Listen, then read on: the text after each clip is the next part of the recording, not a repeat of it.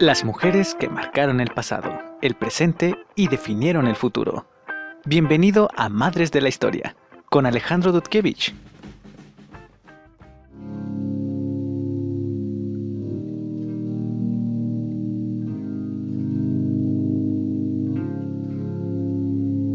Hola querido oyente, amante de la historia. Bienvenido a Madres de la Historia. Yo soy Alejandro Dudkiewicz y el día de hoy te hablaré sobre una mujer importantísima para la historia, porque no solo fue una prominente científica y prolífica escritora, sino que además hizo historia al convertirse en la primera mujer en impartir clases en una prestigiosa universidad como la de Bolonia en 1732. Hablo por supuesto de Laura Bassi, una mujer que incluso antes de comenzar su carrera profesional ya daba bastante de qué hablar en la sociedad de la época por su instrucción desde temprana edad y su interés por la ciencia.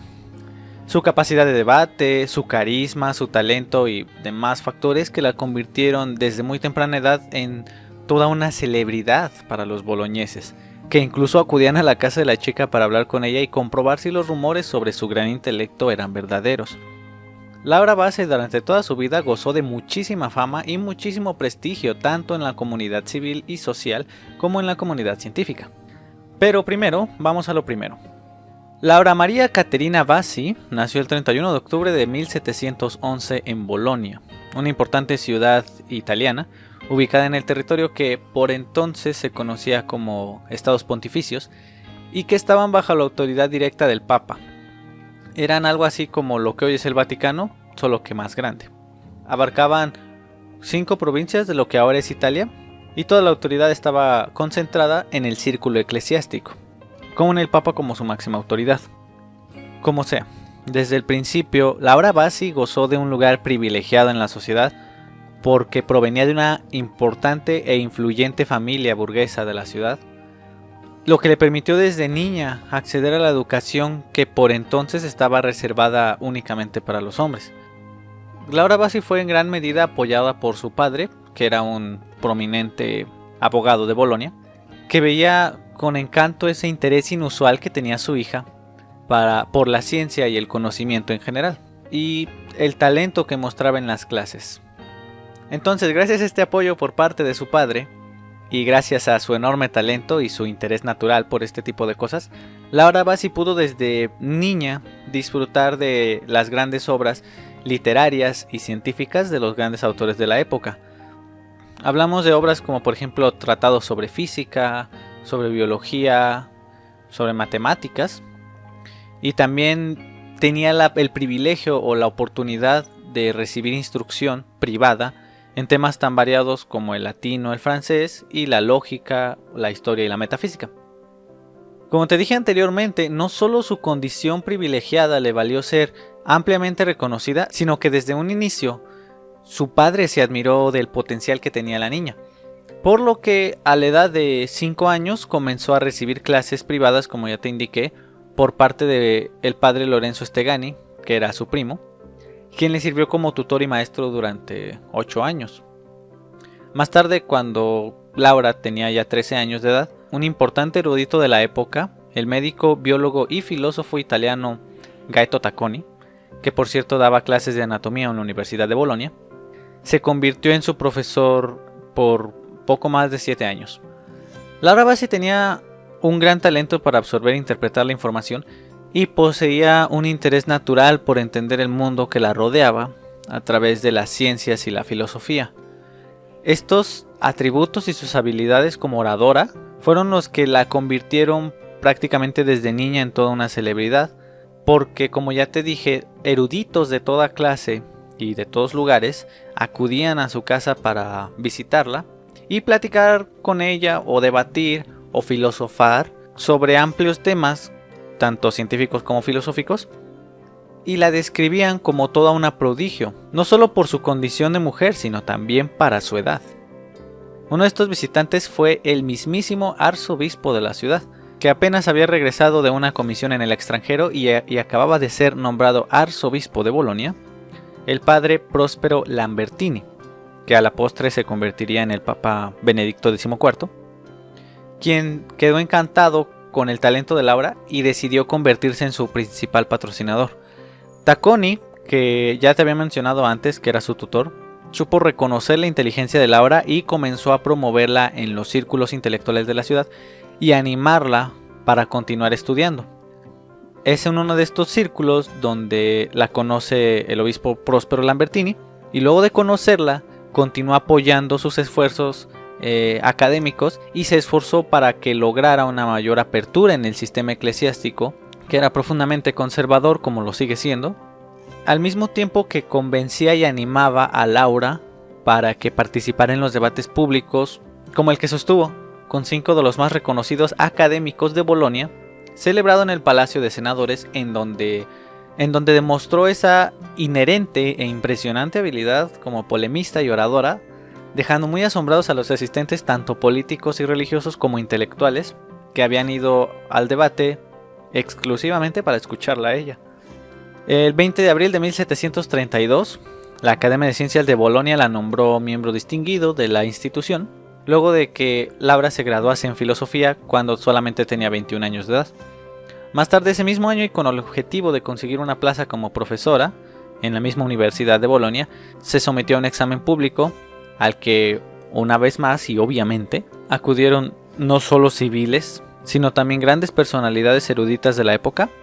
y Laura, igual que pasó en abril, impresionó notablemente a todos los asistentes, incluyendo al Senado, lo que le valió ser reconocida como catedrática de la universidad, enseñando física, siendo la primera mujer en lograr dicha hazaña, y por lo cual recibió un salario mensual de 500 liras para continuar con sus estudios y experimentos. Además también recibió 2 doctorados, uno en física y otro en filosofía. Esto era algo inaudito porque no solamente era la primera mujer en lograr dar clases en la Universidad de Bolonia, que era una universidad muy prestigiosa, sino que además estaba percibiendo un salario, lo cual era todavía más inaudito, si cabe. Antes de continuar, me gustaría darte un poco de contexto. Es cierto que Laura Bassi no fue la primera mujer italiana en recibir un doctorado, porque casi 50 años antes que ella, Elena Cornaro Piscopia ya se había convertido en la acreedora de este honor, de este logro. Además, es cierto también que durante la época en la que vivió Laura Bassi, la ciudad de Bolonia era considerada un paraíso para las mujeres, porque no solamente tenían un poco más de derechos, sino que se acostumbraba a reconocer los méritos de la mujer. Y no solamente se limitaban a hacerlas a un lado, sino que normalmente recibían esos méritos con decoraciones, recibían medallas, recibían algunos reconocimientos. Entonces se le daba, digamos, un lugar más digno en comparación con las costumbres del resto de Europa por esos entonces. Y si a esto le sumamos que una de las principales razones por las que Laura fue tan famosa desde niña y se convirtió incluso en un símbolo del avance científico de la ciudad, se debe en gran medida a la influencia de sus amigos y sus familiares, que siempre estuvieron tras ella alentándola y financiando sus estudios. De hecho, esta influencia le sirvió en más de una ocasión para lograr sus cometidos. Sin embargo, creo que hay que ser justos también.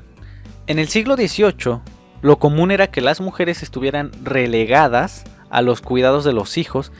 y las tareas domésticas, incluso en Bolonia, el supuesto paraíso para las mujeres. Estas eran rara vez fuente de inspiración o admiración y no tenían acceso a puestos importantes ni en la vida política ni en la vida académica de la ciudad. De hecho, las mujeres tenían prácticamente prohibida la entrada a los círculos intelectuales, a las universidades, a los debates sobre temas de interés científico y social, y en general a todas las instancias académicas, y de una relevancia más allá que las de ser condecoradas o celebradas en ceremonias más bien pequeñas. Los únicos eventos a los que ellas tenían acceso eran las conferencias públicas en las que se permitía expresamente el acceso a las mujeres, lo cual de por sí era raro. Y por mucho dinero e influencia que Laura Bassi tuviera, lo cierto es que debido a su condición femenina sufrió de estas dificultades tanto como cualquier otra mujer. Por ejemplo, para participar en los debates y realizar conferencias, Laura requería un permiso especial, requería pedir un permiso expreso al Senado para que le concedieran la licencia de dar las clases y de impartir las conferencias. De hecho, los mismos senadores, el Palacio de Senadores, eran los encargados de autorizar las clases que Laura impartía en la Universidad de Bolonia y en general de controlar todos los movimientos que Laura pretendía hacer en la vida pública y científica de Bolonia. Porque la realidad era que, a pesar de lo avanzada e innovadora que la sociedad boloñesa te pudiera parecer para su época, otorgando mayores libertades a las mujeres, si puede decirse así, existía el debate entre los que opinaban que la mujer era inferior intelectual y moralmente al hombre y que su lugar se limitaba a su casa y su familia sin aspiraciones académicas, científicas, políticas o sociales, contra los que sostenían que la mujer debería desarrollarse hasta donde sus capacidades intelectuales y sus ambiciones personales le permitiesen. Y estos últimos eran un círculo bastante reducido, como podrás imaginarte. Tanto es así que incluso Laura tuvo que renunciar a varias de sus aspiraciones por culpa de esta filosofía imperante en la sociedad. De todos modos, no podemos negar que Laura fue muy afortunada de contar con el respaldo tanto de su familia como de sus amigos influyentes e incluso de la gente, porque como ya te dije varias veces, ella era muy famosa en la ciudad y era todo un ícono del momento. Ahora, en esta época, Laura está considerada como un ícono feminista, pero en ese entonces, cuando el término en sí no existía, Laura era considerada un símbolo científico de la ciudad de Bolonia. Era considerada una erudita y una excelente docente. Así, a pesar de su bien merecido puesto como profesora, Laura se vio impedida de impartir clases en la universidad con normalidad porque requería del permiso de los senadores y ni siquiera podía hacerlo con la regularidad que ella quería, sino que estaba sometida, como ya te dije, a una especie de licencia mediante la cual podía impartir sus clases unas pocas veces al mes. Debido a esto, Laura optó por realizar demostraciones públicas y dar conferencias en su casa como una forma de continuar con su labor docente. La constante preocupación de sus colegas hombres de que Laura crease un movimiento que sirviera como precedente para que cada vez más mujeres se interesaran en ocupar cargos importantes y sobresalir en el ámbito científico, creando competencia, podríamos llamarle, para los hombres, condujo a que cada vez fuera más difícil para Laura exponer sus ideas y llevar a cabo sus experimentos e investigaciones. Durante toda su vida e incluso un poco a día de hoy, fue víctima de constantes ataques y desprestigios por su condición de mujer, o por su condición de noble, o por otras cuestiones que ya te contaré un poco más adelante. En 1738 se casó con el médico y profesor Giuseppe Berati, con el que formó un estable matrimonio y con quien engendraría 12 hijos. Sin embargo, solamente le sobrevivieron 8 de ellos. Esto, su matrimonio, significó un pequeño alivio para Laura, que encontró en Giuseppe un apoyo tanto personal como científico, y fue él el encargado a partir de ese entonces de autorizar todos los permisos que Laura requería para seguir haciendo sus demostraciones, para dar sus clases, para dar sus conferencias. Entonces, de esta forma, Laura pudo obtener una cierta independencia del Palacio de Senadores, que como te dije eran los encargados anteriormente de concederle todos estos permisos. Entonces, por ese lado, Laura se sintió un poco aliviada. El matrimonio de ambos, entre Giuseppe y Laura, fue uno donde los dos tenían los mismos intereses y compartían sus metas y su curiosidad por investigar. Giuseppe era médico y era profesor, así que Laura no se vio impedida por su matrimonio para continuar con su desarrollo personal ni profesional, a pesar de sus 12 hijos. Al respecto, Laura Bassi expresó: he elegido a una persona que camina por mi misma senda de aprendizaje y por su larga experiencia estoy segura de que no me disuadirá de ella. Gracias a esta relativa libertad, Laura pudo comenzar a dar clases en su casa de forma más regular, ya sin tener que esperar la aprobación del Senado para dicha actividad, y pronto convenció a la Universidad de Bolonia de que le aumentaran el salario con el objetivo de adquirir su propio equipo y mejorar sus exposiciones. Sus cursos de física experimental, eran mucho más complejos que los que ofrecía la Universidad de Bolonia, y estudiantes de todos lados del mundo acudían a ella para recibir la instrucción de Laura Bassi, que consideraban mucho mejor en todo aspecto que la impartida por la Universidad de Bolonia. Tanto Laura como sus clases tenían un gran prestigio no solamente entre los estudiantes, sino entre eruditos y científicos de la época, y entonces cada año acudían cientos de visitantes a ella para recibir sus clases. En 1745 el Papa Benedicto XIV, que te recuerdo que era antes el cardenal Lambertini, su principal mecenas, creó una nueva sección en el Instituto de Ciencias llamada Benedettini, con el objetivo de estimular nuevas investigaciones científicas en Bolonia. En un principio, esta división contaría con 24 miembros que recibirían un pago de 50 liras con la condición de que presentaran mínimo un trabajo científico al año. Laura no estaba originalmente incluida entre esos 24, pero persuadió al Papa y a algunos amigos influyentes que tenía para que Benedicto XIV finalmente creara un 25º puesto en estos Benedettini, creado exclusivamente para ella, con lo que se convirtió en la primera mujer y única en la historia de este grupo. Aunque la verdad es que tenía menos derechos que sus compañeros hombres y no tenía derecho al voto en el círculo. De todos modos aprovechó esa posición y el dinero que recibía, el poco dinero que recibía, para en 1749, pese a las dificultades profesionales que tenía delante, que ya te mencioné, y precisamente para aliviar un tanto su situación académica, inauguró junto con su esposo un laboratorio y una escuela de física experimental en su casa, en donde ambos trabajaban codo con codo experimentando con diversos fenómenos eléctricos y estudiando sobre todo su posible aplicación en la medicina. De hecho, Laura fue la pionera, podríamos decirle, en investigar las aplicaciones de la electricidad en la medicina. Aunque si bien no publicó ningún trabajo sobre sus experimentos o sobre sus descubrimientos, sí fue una de las primeras que se interesó por aplicar esta nueva tecnología en algo tan esencial como es la medicina. Entonces, muy pronto el laboratorio del matrimonio Berati-Bassi se hizo famoso en toda Europa y atrajo una gran cantidad de prominentes y reconocidos científicos de todo el continente, sobre todo aquellos interesados en la moderna y controvertida física newtoniana, cuyos preceptos aún no se impartían de forma oficial en las universidades. Hay que destacar que Laura Bassi fue una de las principales difusoras e impulsoras de las filosofías y preceptos físicos de Isaac Newton. Así, este laboratorio se convirtió en uno de los pilares científicos de Europa y centro de innovación del continente entero, al que acudían miles de visitantes cada año, llegados de todas partes del mundo. Este laboratorio gozó de muchísimo prestigio precisamente por esto y como ya te dije, se convirtió en todo un pilar. En ese momento de la historia, el laboratorio de Berati-Bassi era el referente de lo moderno, era el referente de la innovación. Si tú como erudito querías gozar de prestigio o querías ampliar tus conocimientos, tu primera opción era el laboratorio de Berati y Bassi. La formación en física y su comprensión y conocimiento de las teorías de Newton que tenía Laura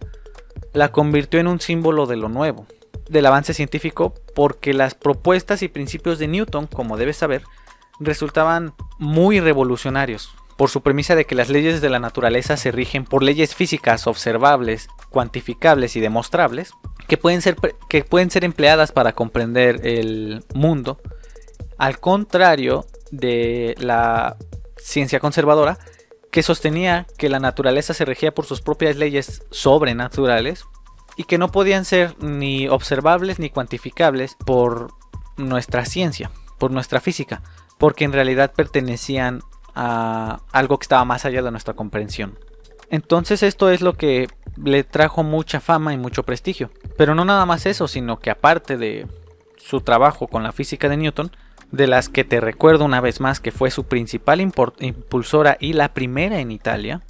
también fue muy conocida en la comunidad científica por su trabajo en hidrometría, mecánica, hidráulica y elasticidad, entre otras propiedades. En 1776, cuando Paolo Battista Balbi murió, dejó una vacante en el Instituto de Ciencia de la Academia de Ciencias en la Cátedra de Física Experimental. Te recuerdo también que Laura Bassi ya impartía desde antes clases de física experimental en su casa. El marido de Laura, Giuseppe, trabajaba como asistente de Balbi al momento de su muerte y pese a que él debió haber sido la primera opción para ocupar dicha vacante, Laura presenta su candidatura y finalmente es aceptada, con lo que se convierte en la primera mujer en ocupar el puesto. Parece ser que el prestigio que acompañaba a Bassi y sus amplios conocimientos en física y matemática fueron los que le dieron el puesto por encima de su esposo, aunque en realidad no se sabe muy bien todavía. Laura Bassi murió 2 años después de eso, el 20 de febrero de 1778, con lo cual entonces su marido se encargó del puesto que ella había dejado vacante. La figura de Laura Bassi es a día de hoy un referente científico muy importante, sobre todo por sus actividades pioneras en la ciencia, siendo la primera mujer en ejercer como docente en la Universidad de Bolonia, una de las primeras personas en explicar la física y la filosofía newtonianas, y una mujer comprometida con la ciencia y la docencia.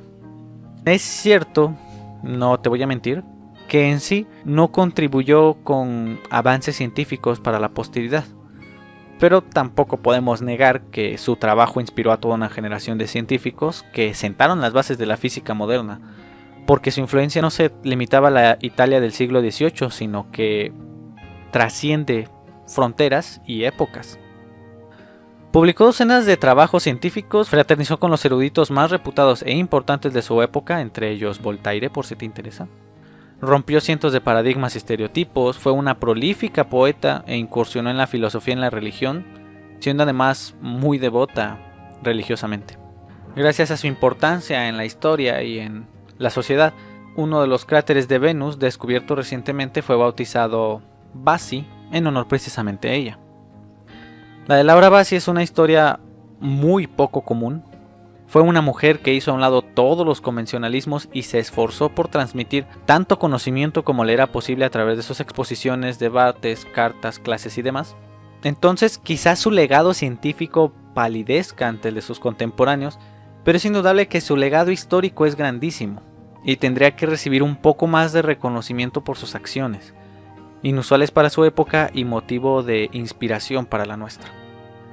Y bueno, eso es todo por hoy, espero que te hayas entretenido y que te haya servido muchísimo.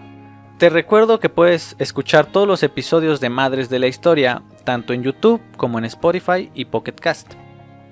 También te recuerdo que puedes seguirme en mi página de Facebook, Alejandro Dudkiewicz,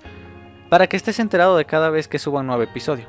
Bueno, eso es todo, yo me despido, mi nombre es Alejandro Dudkiewicz, espero que tengas un excelente día, una excelente tarde o una excelente noche. Recuerda, pórtate mucho y cuídate bien. Nos vemos.